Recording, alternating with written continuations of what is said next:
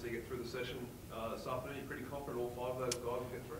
Yeah, well, varying degrees of confidence, but looking forward to the session tonight. Obviously, give the guys a chance to press their claims and come through, and we'll select on the basis of how guys present and train. When you say varying levels, is Taylor Walker probably the one that has a bit more to prove?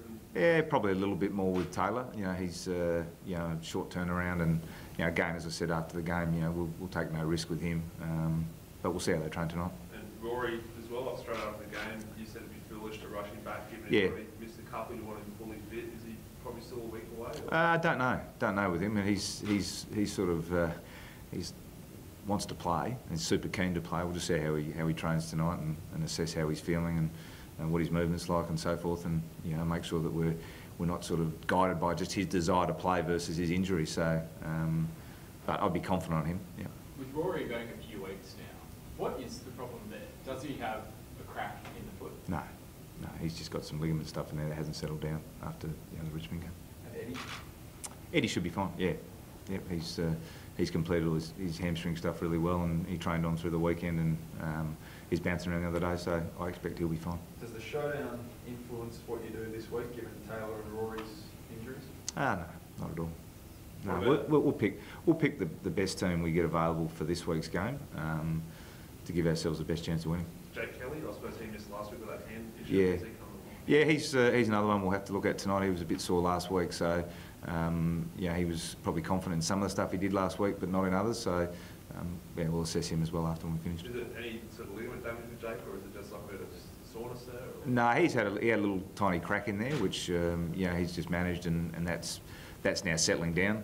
He had a bit of swelling there early, which probably restricted him a bit last week. But again, we'd be confident on him tonight, but we'll see how he trains. Given you were conservative with Taylor during the game last week, were you tempted just to draw a line through this week, early in the week at all? Not really, because we've had the scan, and the scan didn't reveal anything major. So it's probably now treating the symptoms and how he's travelling. So we'll just see how he gets up and going. So finally, the last one, Dave Mackay with his foot injury. Has he caught up? Yep, another one. We'll see how they go tonight. It's I'd love to give you more, but I myself was sitting here going. That's why I said I don't really know until they get through training. So we're really hopeful with Dave. He's come up really well after the game. I was able to do some good running on Monday. So we'll see how he trains tonight. A lot of focus on Carlton in the last week was start to the year for them, to a year for them. How do you see them as a team, especially they've lost Gibbs and Doherty? Yeah, well, a couple of big losses for them, and probably I've seen a number of their games this year, and they've actually played some really good footy for periods of the game. The reality is they haven't been able to do it for 4 quarters. But if you look at their performances, there's probably only the North Melbourne game down in Tasmania where they were, they got beaten badly. The rest of the time they've been in a lot of games, and even the game against West Coast 2 weeks ago at the MCG, they were there or thereabouts, very much late into the game. So they've got some high quality young players. Clearly they haven't got the results on the board they want, but we certainly won't be going in with any attitude other than to play the sort of footy we want to play, and make sure that we bring what we need to bring to get the result. If those players some of those players are fit, it's a tough week. I know they're all tough weeks at selection year, but given the way you won last week, given the way those young blokes that came in and played, how do you see that all playing out and telling a few blokes that might be a good bad luck for them this week? Yeah, and it's an unfortunate position to be in, but also a healthy position for us to be in. That's probably what some of the injuries have provided is great opportunity for some of our younger guys to come in and play, and then some of them perform really well at AFL level. So we'll have a look at the side, have a look at the balance of the side, obviously weigh up who's available, who's not, and there might be the unfortunate situation where someone is a bit unlucky to miss out, but as I said, I think that'll stand us in good stead for the season, because those guys now have had a taste of AFL and have played their role well, and they've had some influence on games, so it's a good position to be in. I think you can establish yourself, not establish yourself, but keep your spot in the team with one good, like a Geordie Gallucci, for example, was really good last week. Is it hard for him to sort of keep that spot if the players come back? Well, it does make it hard, but possession tends to be 9/10 of the law, and he came in and played his role really well against Sydney, and again took another step forward, I thought, on the weekend. So, good form is certainly beneficial to keep you in the team, and that's a I say, a nice problem for us to have, but I'm certainly very keen. I know the match committee is keen to reward the guys who are in playing their role and doing what they do. So, he's in playing well. I mean, as it was last week, he and Miles, kept Lockie Murphy out of the team, who was fit and available based on the performances they produced against Sydney. So, that's the beauty of giving opportunity to guys, is that, it's up for them to grab it. And if they grab it and they play well, someone's got to do a lot to push them out of the team. Is Velvet Fogarty in the mix if the skipper doesn't come up? Well, he's a chance. I don't know, where does that come from? Velvet, mate, it's off Seinfeld, the Velvet Fogarty. Oh, okay, all right. News to me, but anyway. We don't get it. All right, you're just rolling with that one, are you, Theo? Okay. He's in the mix. One guy plays a similar sort of role as Taylor. If Taylor doesn't come up, we'll consider him. Don, when you have so many hamstring injuries, it's starting to get to you. Do you actually go to the fitness coach and say, do we need to do things differently? We've had discussions around. It's not really getting to me. It's an unfortunate byproduct of the game we're in, and at the moment we're having a few, which we've obviously had a discussion internally about our program and some things within our program that we might be doing differently or need to change. But that's like everything we have in our program, whether it be our training, whether it be our focus on certain drills. We're always reviewing and analysing what's best. It's not ideal at the moment, but I'm pretty confident this is just a little phase we go through, and in 4 or 5 weeks' time, you'll be talking about something different. There's been commentary, sorry to cut you off, but there's been commentary that once you sort of get started on this sort of your journey of hamstrings, it's hard to really turn it around until the end of the season. Do you fear there's more on the way? No, I don't fear there's going to be any more. I think what we've got is a series of injuries. I think as I said, we've had some internal discussions around our program, what it looks like, and maybe some gaps or some things in our program that we can change. And we think with those modifications that we'll stop having those, and the guys that we return to get back to play, they'll continue to play and be fine. So, as I said, I think in 5 or 6 weeks we're talking about something different. You also had the short turnaround with making the grand final and come back till December if the ball's gone. Has that impacted? It hasn't impacted Richmond. Has it impacted you guys? And how has, I suppose, your training for this year compared to how it was this time last year? Well, maybe marginally, but I don't think I'm not going to give that as the reason or the excuse behind it. I mean, it's a whole range of factors in there. You've got players of how many games of footy they played in the last 3 years. We've had load player plays games played for the last few years. We've only played 29 or 30, so there's a fair load on the guys who've played. That mixed in with some training stuff, with some load stuff. It's all in the hopper. There's not one thing, and it's not one thing for each individual. It's quite different because there's slightly different methods around the injury as well. So it's probably as much information I need to give you in terms of how it works, but it's not as simple as going it's this and we need to change that. It's a myriad of things. You see, you've had a few tweaks in your program you hope would prevent them in the future. Yep. I mean, it's probably a question in hindsight, but are there things you could have done before this? So the preventative measures, you're at the outcome now that you're implementing. Could you have done that before this happened?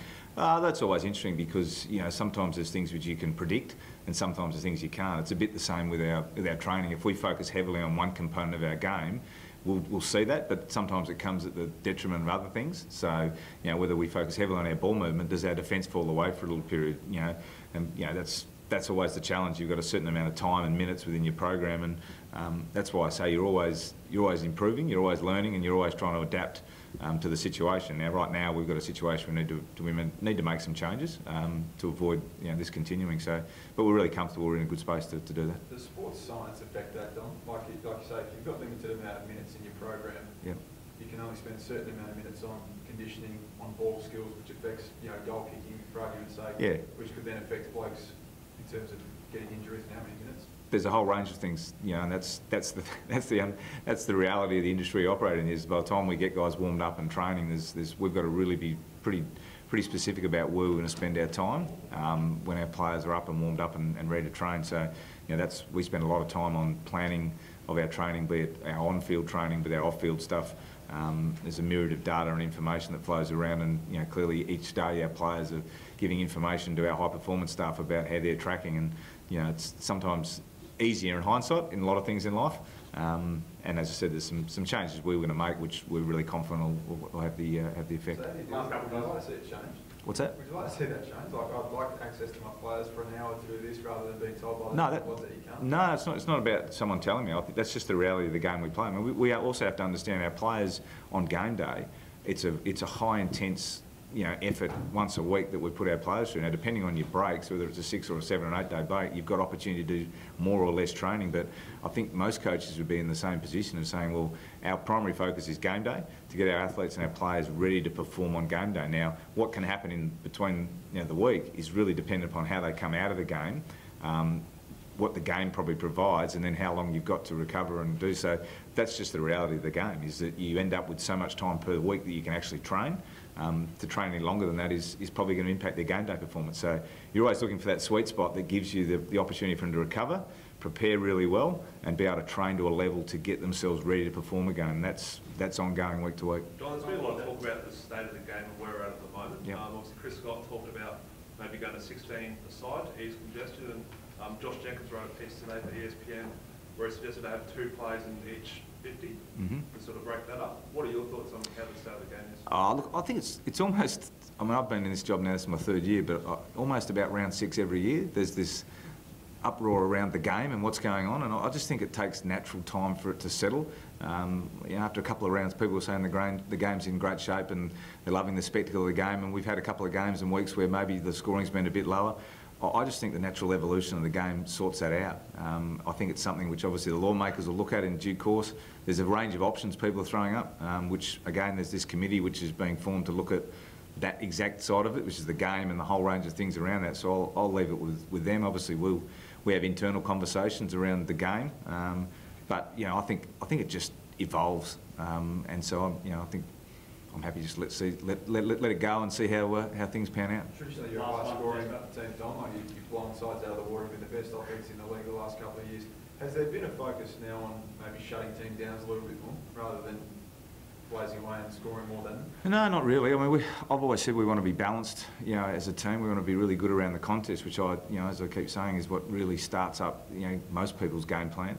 And we want to be able to defend really well, but score really well. And each game provides a different opportunity. Now, what we're finding is as the game changes and as sides start to evolve and develop their defensive strategies, that some of the ways we've been able to move the ball in the past maybe are not as straightforward as they once were. That's just us being able to adapt around what the game provides. So now we still want to be able to score and hopefully score heavily. That gives us a good chance of winning, but we also want to defend. But that's, as I say, that's just us adapting and evolving to what the game's throwing up. Like tactically against Sydney, I mean, they'll probably focus on much deeper entries inside 50 to lock them in rather than sort of just getting it in and rolling the dice. Well, there's a little bit of that game provided. I think at half-time we were in reasonable shape in terms of the score, but I think we kicked 50 to 60 points. And the second half became more of an arm wrestle as the intensity went up around the ball, and that's what just some games provide. I mean, some games become tight, really contested, congested type games, and other games are more open where it's a transitional style. So that's why I think it's important we're balanced and we can actually operate in all those phases, because